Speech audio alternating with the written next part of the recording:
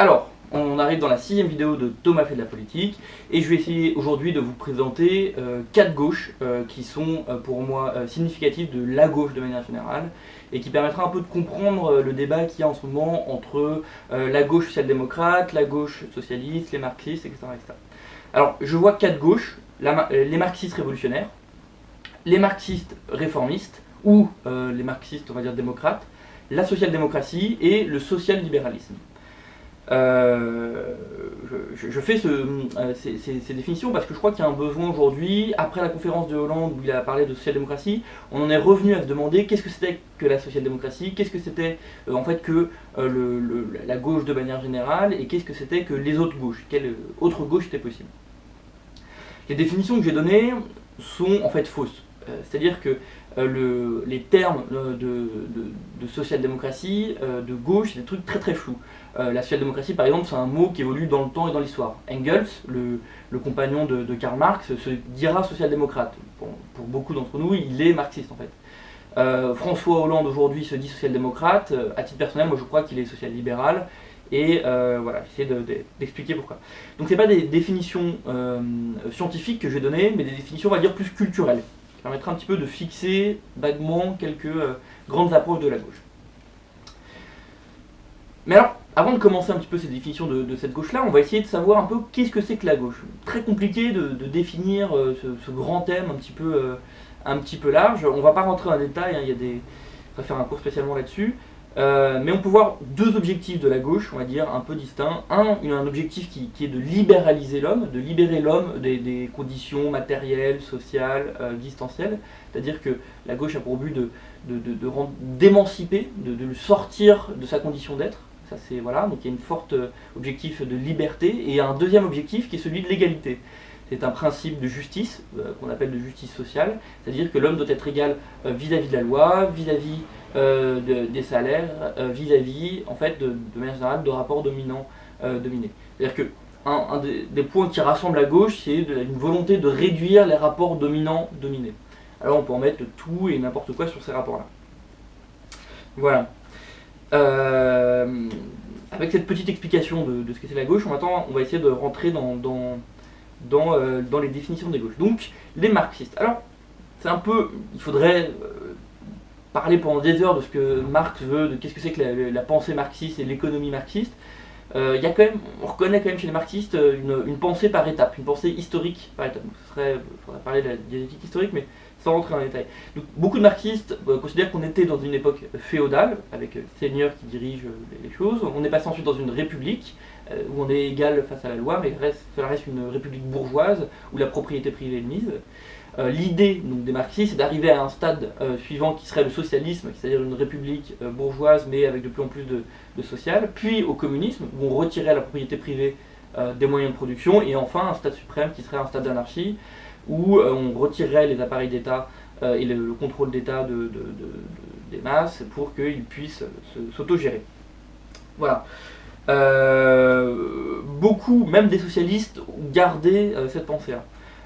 Les marxistes révolutionnaires, eux, considèrent que aujourd'hui, dans cette république bourgeoise, la loi protège la propriété privée des moyens de production et qu'on pourra arriver à un vrai changement significatif seulement par la révolution. Donc il y a vraiment une idée chez les marxistes révolutionnaires, qui sont représentés aujourd'hui par Lutte ouvrière ou le nouveau parti anticapitaliste, c'est avant toute chose faire une révolution pour casser vraiment cette économie capitaliste et passer au stade suivant. Pour eux, rien ne peut se faire tant qu'il y a l'État bourgeois. Voilà. Les autres marxistes, on va dire les marxistes démocrates ou les marxistes réformistes, eux aussi veulent un État fort. Ils veulent que l'État gouverne l'économie et planifie l'économie, et pour ça, ils ont accepté le jeu de la démocratie, et ils acceptent le jeu des urnes, etc. Et sont pour un réformisme peu à peu de la société pour arriver justement à ce stade, c'est-à-dire que à ce stade communiste, c'est-à-dire qu'on va faire de plus en plus d'impôts, de plus en plus lourds, pour que l'État contrôle de plus en plus de choses, et au fur et à mesure du temps, on arrivera justement à ce stade qu'est le communisme, parce qu'on aura tellement imposé, tellement pris contrôle des industries, des choses que... Là-dessus, il y a le Parti communiste fait partie de ces marxistes, on va dire, réformistes, et l'aile gauche du Parti socialiste est aussi dans cette vision-là. Voilà. On va passer maintenant à la social-démocratie. Donc c'est plus intéressant et c'est plus intéressant, c'est plus actuel, parce que c'est un mot qui est un peu malmené, qui veut un peu tout et rien dire, voilà. Faut comprendre que dans la social-démocratie, il y a des racines, donc des racines lointaines, un petit peu anarchistes. C'est-à-dire que il y a une méfiance de l'État. Contrairement aux marxistes qui veulent un pouvoir d'État fort, que l'État dirige tout, il y a dans la social-démocratie une idée que l'État peut nuire à la liberté comme contrôle principal, et du coup il faudrait réformer ou libéraliser l'homme, enfin sortir l'homme de l'État. L'État, on s'en méfie.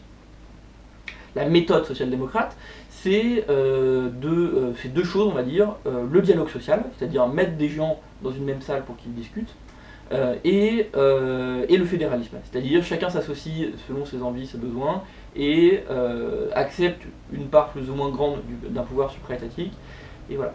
Et du coup on reconnaît chez les sociodémocrates deux points forts, c'est-à-dire une Europe fédérale, beaucoup de sociodémocrates sont très européanistes, je ne sais pas si ça se dit, et on reconnaît aussi un dialogue social fort. Voilà.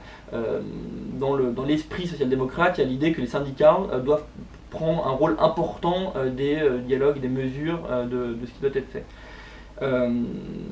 Voilà. Les conséquences économiques, c'est qu'on accepte une part de libéralisation économique. C'est-à-dire que chez les sociodémocrates, on accepte qu'à certains moments, que l'État ne gère plus certains points de l'économie et qu'on laisse les acteurs sociaux, donc les syndicats, ce genre de choses, gérer eux-mêmes leurs besoins, leurs envies et leur manière de faire. Il y a un troisième point que j'ai oublié, bien évidemment, chez les sociodémocrates, c'est l'idée on le considère comme plutôt à gauche sur les questions de mœurs, plutôt à gauche sur les questions progressistes, c'est-à-dire qu'en même temps, les questions économiques sont importantes, mais en même temps, les questions de mœurs doivent être prises en compte. On doit libéraliser l'homme des questions, je sais pas, d'homosexualité, je sais pas, voilà. Souvent, les sociodémocrates vont arriver pour libéraliser l'homme des carcans, on va dire, de l'État ou de la norme sociale. Voilà, donc qui est social-démocrate aujourd'hui, le Parti Socialiste, de manière générale, le Parti Socialiste est en fait un parti social-démocrate. Si on regarde historiquement le PSU, le Parti Socialiste Unifié, donc il y avait dans les années 70 avec Rocard notamment, c'était eux les sociodémocrates, on va dire primaires. Voilà, je pense qu'on peut dire que le gouvernement de Jean-Marc Ayrault était encore le dernier social-démocrate, dans le sens où quand même, on l'a vu avec l'ANI ou avec les réformes sur les retraites, il y avait cette idée que les partenaires sociaux devaient jouer un rôle fort, en fait, devaient se mettre autour de la table avec le patronat pour discuter de comment on pouvait réformer le système. Voilà. Et donc du coup, c'est un peu l'histoire de la gauche. La social-démocratie et les marxistes réformistes, c'était l'alliance forte qui avait réussi à mettre en place, François Mitterrand, et c'est l'essence du Parti socialiste. C'est-à-dire qu'il y a toujours eu deux gauches, cette gauche, on va dire, social-démocrate, cette gauche un peu marxiste. Et le lien, en fait, qui faisait ça, c'était le keynésianisme. C'est-à-dire, qu'est-ce que c'est que le keynésianisme? C'est cette théorie économique disant que c'est la théorie de la relance, c'est-à-dire qu'on donne de l'argent à ceux qui en ont besoin, ils vont consommer, et en consommant, en achetant des produits, ils vont faire tourner les usines, et comme les usines vont tourner, ça va engranger des bénéfices qui vont permettre d'investir, etc., etc. Une boucle vertueuse de l'économie. Le problème, c'est qu'après le tournant de la rigueur de 83, de Mitterrand, va y avoir et la mondialisation qui arrive dans ces mêmes années, il va y avoir une grande crise du keynésianisme, et on va plus réussir à mettre en place des politiques de relance. François Hollande, au début de son mandat, a tenté de faire une relance européenne. Ça n'a pas réussi, notamment à cause de l'Allemagne et de l'Angleterre. Voilà, c'était le lion, c'était le keynésianisme. Aujourd'hui, ce lion n'est plus là, parce qu'on est arrivé dans une nouvelle ère, à mon avis, qui est le social-libéralisme. Alors, avant de parler de social-libéralisme, qu'est-ce que c'est que le libéralisme? C'est une théorie économique qui veut que le marché, entre guillemets, ait raison. Alors j'exagère un peu en disant ça, mais l'idée c'est de faire confiance aux entreprises en les détaxant, en leur enlevant les charges et les cotisations, pour qu'elles puissent, entre guillemets, s'autogérer, se gérer toutes seules et employer. entre guillemets. Donc la logique, c'est que plus l'entreprise va faire de bénéfices, elle va gagner d'argent, plus elle va employer et plus elle va dépenser son argent plus elle va pouvoir employer.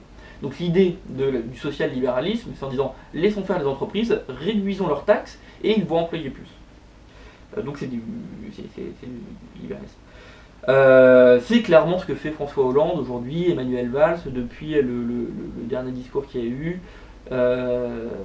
Voilà, et le discours de Valls le confirme. L'idée, c'est vraiment de retirer du rôle de l'État. Enfin, l'idée première, c'est de baisser les charges des entreprises, on l'a vu sur le SMIC de manière un petit peu drastique, de baisser les services publics et ce genre de choses. On a vu, il y a 10 milliards là, sur